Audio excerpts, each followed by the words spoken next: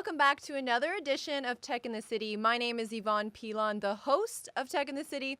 And for those of you that are new to the show, our show is about talking tech. We talk about gadgets, the latest trends, interview some people in tech, and it's about, what's buzzing in our local community, but what's also buzzing around the world. And today I have an amazing guest, Justine Kilby, who is, I learned, CVP, the Senior Vice President of Corporate Strategy and Development at Ceridian. So thank you, Justine, for joining us. Thanks for having me. So let's get right into it. So you're a female in tech. So how did you get involved in tech? Were there any mentors that you'd say were pivotal in your, decision to go that way, or any moments that were pivotal on what made you want to go the technology route? So I fell into tech on accident a little bit. So I was a management consultant before I got into the tech scene in Toronto.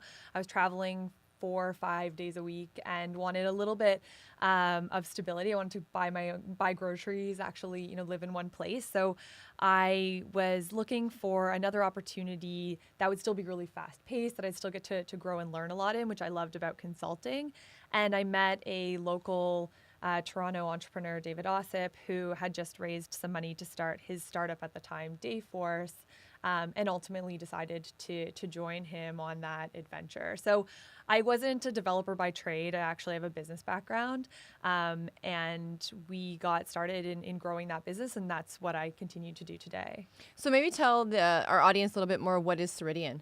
Sure. So Ceridian is a human capital management technology company. So we build a number of tech products, everything from payroll, HR, workforce management, so like time clocks and scheduling systems, and a full talent suite as well. And you guys are like one of the biggest in Canada or North America? Yeah, we're one of the largest tech companies in Canada.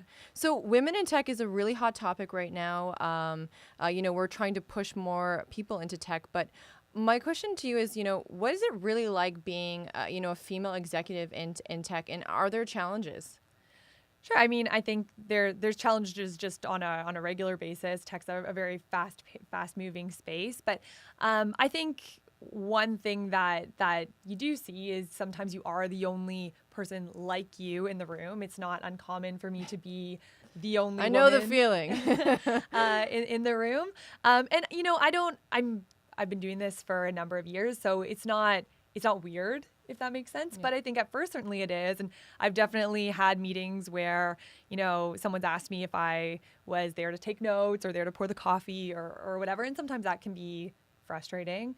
But I think in some ways it can also be a benefit. My voice sounds different than other voices in the room. And as long as I'm confident enough to use it and to have a seat at the table, I think that in some ways it can actually be an advantage to have that, I guess, uniqueness. So it can go both ways. And I know I do want to recognize Justine as the board list released a list in 2017 of the top females in tech in Canada. And you're on that list. So how was that moment? Because I know when I saw that, it was so amazing to see yourself having known you for a few years now. But also that you're a resident here in Windsor, Essex. So how did that feel? Oh, it felt great. It wasn't expected.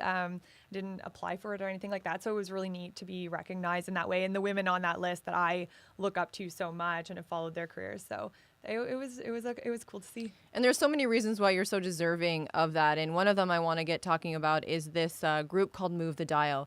I believe they're based out of Toronto, and they're really about promoting more females in executive roles in the tech sector. So give us kind of the elevator pitch of Move the Dial. Sure. So Move the Dial is a global movement dedicated to advancing women in tech. And we do that through a number of ways. One of those ways is through storytelling and giving other women just a view of women that have had successful paths so that they can see themselves in the space. I know one of the reasons why I didn't, for example, pursue a pure math degree when I was in university was because I was looking at the programs and there weren't a lot of people like me. So trying to foster community for people and give women examples of women that have had success in the space and that mentorship opportunity. We also work with the board list and with senior women to help get them ready for boards and also try to connect them with opportunities, which is a big piece of it. We also have Move the Dial Pitch, so we can connect women founders, female founders with cash to actually scale their business. So there's a number of things that Move the Dial does, but I think the biggest thing is really trying to meaningfully advance women in tech. And we work not just with women, which is very important. We work with a lot of really amazing senior leaders in the city who are male and understand the importance of diversity in tech so that we can access the full talent pool and also build products that meet the needs of the full population. Now, it's interesting. I did some research yesterday on Move the Dial, which is a phenomenal resource for any females and men interested in the topic of getting more females into tech. But some of the statistics are a little bit scary. You look at, currently there's only 5% of Canadian tech companies have a solo female founder. Only 5% of Canadian tech companies have a solo female CEO. On average, only 8% people of directors of boards of Canadian tech companies are women. These are pretty daunting statistics. Yeah, I mean, when you look at them on paper, I know when we first released the report, it is a bit shocking and certainly a little saddening to see. But I think we also in that report had some encouraging statistics too, like for companies that do have a female leader or female leaders on the executive team, they're more likely to have female board members and other female leaders within the company. So I think even just what we feel with Move the Dial is even just getting, a couple female leaders will get more. So there are ways where if we focus our resources, we can move the dial over time in a broader organizational sense. It's a great organization. And it's funny, I want to talk a little bit later maybe about unconscious biases that we have. But I remember doing a presentation and I Googled, I just wanted some, pictures of top level tech executive or CEOs. And if you can imagine what Google results came out, it was like Mark Zuckerberg, Elon Musk, Richard Branson, when in fact, a lot of people don't know that the CEO of IBM, Yahoo, YouTube, the COO of Facebook are all female leaders. So there are some amazing leaders we can look up to. And I think is there any advice you have? And I always said it's about storytelling, is getting those stories told more often and, and having more presence. I heard, just recently, the Consumer Electronics Show in Vegas, there's still a lack of females on panels, on, keynotes, even on the floor. What can we do to change that? Any thoughts? Yeah, so I mean, there's a few things. One of the things that we've been really excited about, and we've seen a lot happen, particularly in Toronto and beyond, is a lot of the male leaders stepping up and saying, look, there's no reason why this panel should be all male. I value diversity. John Tory made the pledge to not take speaking engagements where there wasn't female representation. And I think that having men take the lead on that can be really helpful. I also think that some of the efforts like what we're doing with Move the Dial Stories, just getting the stories out of women that are successful leaders and just building some of that awareness. To your point, there are some really phenomenal women in this space. But you have to Google it. You have to actually search it, right? And it's not just I'd love to put CEO of, Fortune 500 tech companies and it's female, right? There's so many to idolize. We just assume tech to be men sometimes, right? It's that unconscious bias. Yeah. And I think there's a lot of efforts going on right now to try to change the face of that. And to me, the biggest thing that we can do is encourage leaders, especially leaders that are not women, to help to be supportive of that, particularly when it's a speaking engagement or other engagements, and encouraging the different things that they're involved in when they are out in the media or in press to include women. So we just learned yesterday or just recently about Amazon not choosing Windsor, Detroit. I know it was an unfortunate situation, but again, as I mentioned, it was a great exercise for the community to really learn what we're good at, what we can do, what we're capable of. But one of the challenges that Windsor had, and Amazon did come out to say, is the lack of talent here. So if we focus on women in tech, so what can we do? And, if parents are listening or teachers are listening or just people like myself who are in, leadership roles in economic development or whatever it may be, what can we do to get more, tech talent and specifically women? Yeah, it really starts with exposure. I had never been exposed to coding through my schooling, so the likelihood that I was going to choose that as a university path or a career path was very low.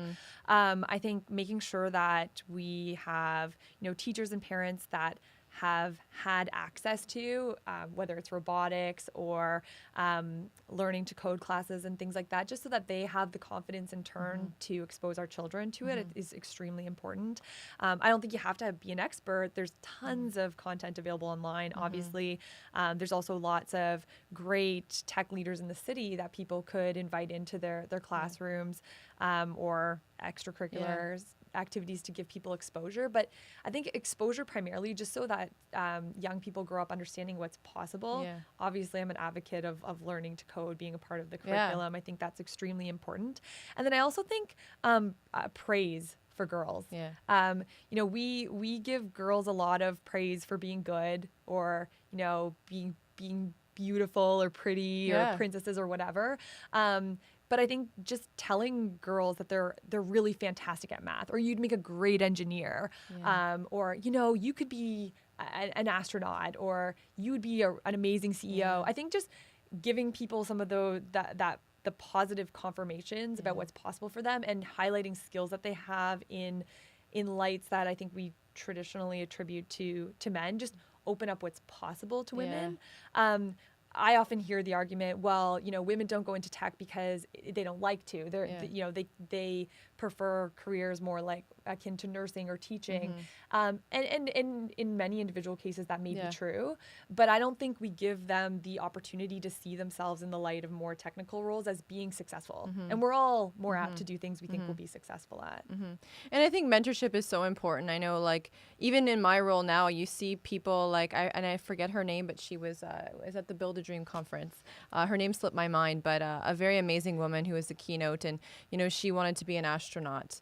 And just seeing her journey was just absolutely amazing, and it inspired me. And I can imagine if I was younger and I saw a female doing that, there's like that, like, I can be that too. A new program just launched called Technovation, which is getting, again, young high school students involved in coding and app development. And then you have First Robotics, which, again, we have our first all girls team here locally, which is just awesome, pretty amazing. But in terms of women, and this is something I remember reading as Sheryl Sandberg, the COO of Facebook, her book Lean In, and it's something that it kind of goes back to this unconscious bias that sometimes women kind of tend to stand back, right? Men kind of fake it till they make it, and then women don't do that. And I do also find, and I'm very honest in this, sometimes women aren't the best to women. It's almost like we're our own worst enemy. So do you see that? Do you feel that like I do sometimes? Yeah, I think some of it is a bit of a scarcity thing versus approaching things from a place of abundance. And I've actually, there's a lot of good studies. McKinsey did a really great study that talked about when there's only one. Like when there's only one woman, when another woman comes in, it's kind of like, oh, well, now there's, well, is it me against her? But if you have three, then it's cool because now you're just part of the group. So I think in many executive teams, you'll see there's only one, maybe two, and then it's more about the individual versus the group. So it takes a little bit more to get to kind of true diversity. And I do think that tends to pit people against each other a little bit, even though they're well-meaning and they don't mean to be. But it's devastating. Like women that don't help other women out is rally behind each other, people. I mean, it's such it seems like a no-brainer, right? But I have heard that in the past of people, well, if I was the token woman and now I'm not, so what does that make me? But I mean, I would celebrate the day that we're 50% of our executive team is women. That'd be awesome. So if a young girl came up to you and asked you kind of for some tips or advice on, I want to get into the tech sector, what kind of advice would you give her? Well, I think first it depends on what she wants to do, right? So one thing I'd point out about the tech sector, people are like, oh, tech, it's all about coding, which, that is a big, engineering is the core of the product building. But like any sector, there's sales, there's marketing, there's HR, there's strategy, there's finance, there's operations, like there's a lot to these businesses. And I think that if you want to get exposed to the space and you're already in a marketing role or something, it's actually not such a big leap to do marketing for a CPG or something and then transition to marketing for a tech company. When it comes to coding, obviously there's really fantastic courses online. There's also my friend Melissa runs Canada Learning Code, phenomenal organization who runs kind of day programs, or you can bring them into your organization. So I think there's lots of ways to just get exposure enough that it's not daunting. But like any space, my advice to a young woman who wants to get into the space is to speak to people that are in it, and get a sense of what their daily life is really like, and if it's a good fit for you. One thing I love about the tech sector, particularly in Canada, is it is very community oriented. Sure, we may compete with each other, but not really. Like, I think everyone helps each other out quite a lot, and generally very willing to take your call or show you around or anything like that. A lot of it comes down to confidence, kind of to your point before about how women undersell themselves or, won't take a role until they know they're going to get it.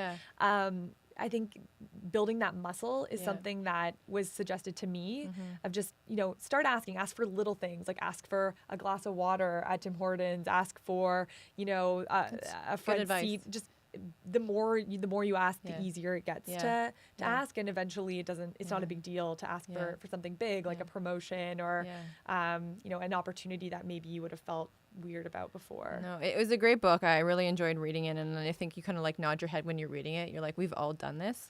So we're talking tech. So, and like you said, tech isn't, everyone just thinks of coding, and it's so much more. I mean, it's, there's tech in agriculture, there's tech in medical, there's tech in automotive. So there's just so many elements. So is there any technology that you're super excited about? Certainly excited about AI. Everywhere. I think that the idea that we can really leverage all the data that we've been collecting over the years, since we've really been embracing computers, there's a ton that we can leverage machines for when it comes to learning and being able to produce results. You were talking a little bit about bias earlier. I think that when it comes to AI, it's probably a double-edged sword, right? Like, one, we need diverse teams that are building the different algorithms so that we're not, perpetuating biases with the outputs that they produce. But on the flip side, I think when it comes to like HR, for example, where I am, being able to use artificial intelligence when it comes to recruiting and predicting who strong candidates are going to be based on, testing of them or other merits versus just my 20-minute impression of you, or even, I guess, 2-second impression of you when you walk in for an interview. I think that's really interesting and could really help promote diversity in our space and in others. But at the end of the day, I think just the idea that we'll be able to rethink work and have people focus on more of the creative aspects of it, more of the writing, more of the deeper problems, and get rid of a lot of the more kind of repetitive or administrative tasks is really interesting. On the flip side, we talked about a flip side before, but I think one big consideration, particularly for down here, is how do you upskill? Right. So as certain roles get replaced with technology, we have a huge opportunity to provide kind of the next gen of work for these people and arguably very fulfilling and challenging careers. But people are going to have to be flexible in making the leaps and the changes to that. I think it's going to be slower than people think. I don't think it's like coming tomorrow, but say the next decade.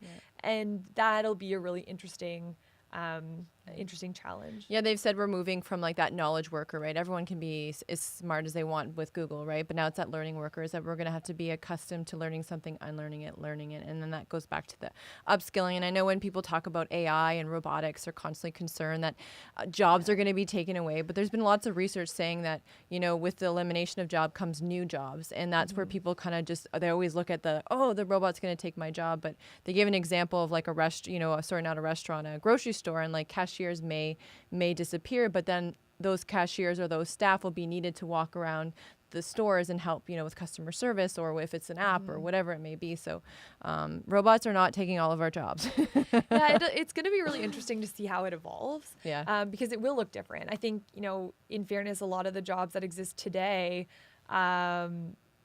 probably 20 years ago were absolutely insane with the advent of computers and the internet and how much we leverage it, right? Social media would be a great example. Yeah, exactly. Something that no one had contemplated at all. So I'm excited. I think you can be on one side of it or the other, right? Listen, we don't know, right? Technology's changing. I mean, every day you read a new article and I'm like, really? Like, it's crazy. Like, robots are getting, citizenship, and it's absolutely crazy. I did learn that Sophia the robot, in order to bring her down to your community, she has $50,000. So I did learn that. When we talk about biases, I laugh when you said artificial intelligence. I'm thinking of all the voices of like Siri and Alexa, and they're all women, if I'm not mistaken. Is that? I'm trying to think right now of all of them. And I was like, did we just do an unconscious bias that like the AI artificial intelligence secretary is going to be a female? Yeah, I think like, so there's some like overt biases like that, but there's also there's nuanced ones too. And I think what's really interesting, and when it comes to AI, and certainly that's an area that Canada is on the absolute forefront of, which is really exciting. It's really important that the teams that are building the algorithms that power the tech are diverse, so that the outcomes, which can be very nuanced, are ones that reflect the entire population. There is a risk that when you have a bunch of 20-year-old white guys or whatever it might be building something that the outputs are going to favor what they would expect, and I think that can leave a number of groups behind. So there's some really interesting organizations. Siobhan, last name escapes me right now, working with. I'll have to get you some sources, but there are some really amazing Canadian leaders too that are in the space of just like tech for good and AI for good, and how do we govern the space in ways that are responsible, so that what we're producing really is great for humanity and doesn't set us back in terms of biases, exclusiveness, the 1%, whatever it might be, but that we're generating things that are ultimately beneficial for the broadest population possible. So you said Toronto has a specialty in AI, and I know they have the Vexter Institute, and in doing research, a lot of people are saying that's might be one of the reasons why, in addition to a tech talent, that Amazon selected Toronto as top 20. Currently being kind of telecommuting into Toronto, how would what are your thoughts on when you got that list? Oh man, I don't know. I may not have the most popular opinion in the GTA, but I'm disappointed. I don't want Amazon to come to Toronto. I think that we've been working hard over the last decade to build a really strong and diverse tech ecosystem in Toronto. We are really starting to hit our stride. We're having some great successes here in Canada, and it is that small community. But the reality is our tech sector is still much smaller than what you'd see in Silicon Valley and elsewhere. And I think that having a really big player like that come in with deep pockets would really skyrocket the average salaries, would make it difficult for startups to compete, and would take a lot of our talent, particularly our senior talent, which in Canada we don't have a lot of companies that have scaled very, very large, and pull it into this big company. So I don't know. For me, it's not an all. And there's so much more to. I mean, we're only in like step 2, right? So there's so much more information that'll come out, and it'll be interesting to see, who actually is the winner of the bid. But for Detroit, I mean, it is a bit heartbreaking. I think like we've got kind of a blank canvas here in a lot of ways. Our tech sector is very small, so you'd end up bringing talent into the city, and I think. I've talked about it before. The one thing about tech talent, which I think this entire Amazon argument thing is underplaying, is the fact that it's extremely scarce no matter where you are. I totally agree with that. It's not like there's 50,000 engineers sitting in Toronto waiting for a job. So when people are like, "Oh, there's not enough talent in Detroit," yes, but there's not enough talent anywhere. And no matter where they go, they'll bring talent into that space. So especially when you have a name like Amazon. Right. So in the one thing for me about Detroit was yes, there are some companies you'd be taking it from, but not as many as what you'd have in the Toronto ecosystem. So I was sad, but I really, really hope that this is a bit of a watershed moment for the Windsor, Detroit, community, tech or otherwise. A ton of great work went into that, and there was a lot of great collaboration, and we could either choose to shelve it and focus on day jobs, or the cities could really come together and put together a strong vision for the future and an investment plan that really does make a difference for this area. And I really hope and would urge anyone involved to take advantage of the great work that's been Yep. done, because it could really make a difference for this region. It'd be really unfortunate to see it kind of just be like, okay, well, we didn't get it and we all pack it up. I'm hopeful that's not the case. Well, this has been an amazing conversation. I know I could probably sit down with Justine for hours and hours and hours, but I had one last question for you before we kind of close things up, and is that you are yourself a mother, and there's so many mothers out there, and again, technology is scary. People don't know what they don't know. So what are kind of the things early on as your kids grow? Like, what are, you can't predict the jobs of the future, but how do you also position them to be, successful in the future, knowing that it's hard to say that you're going to have this job and you need to go to this course. So what advice do you have, again, with your role, and kind of you probably get to see a lot of what the future looks like. So what what advice do you have? Yeah, well, I mean, my kids are really little, so someone that has maybe more grown ones could probably, say, well, you wait for a couple of years and maybe your answer would change. But I think one thing for us with Jack and Grace is just really trying to build grit and curiosity in them. We don't want to to grow compliant children. Like, we want them to, have goals, and we want to help teach them how to work toward those. I think it's really important to teach children to be independent thinkers and to be curious. And that's something we're really trying to build in them. It's tricky these days because I don't think we've really figured out how best to use technology to teach, but not to just have it also be a babysitter. And we're going through that. That's true. Journey. Every parent's going through that. There's so much media you can consume, but we want to really focus the children on using it to learn and to accomplish different goals. What I want to try to get them away from, and I know that the school system today doesn't really help with this, is not focusing on memorizing, right? Like, more focusing on using information and figuring out what it's telling you to solve a problem versus learning things that you could look up. So I'm going to make a prediction that Jack and Grace, when they are, in their early 20s or whatever, or even younger, they're going to be tech CEOs. I feel it. Having the entrepreneurial family that they've been created from is just amazing. And we thank you for everything you do in the community. I know you're involved in a lot. And congratulations on all your successes. And I know myself, I look up to you so much in terms of what you've accomplished at such a young age. You can follow Justine. She is on Twitter. And is it J. Kilby? Justine Kilby. Justine Kilby. Yep. So follow her. She's doing a lot of great stuff, and she's on LinkedIn. So again, thank you, Justine, for joining us and bringing a lot of insight into tech and getting more young females or any females involved in technology. So thank you again. Thanks for having me.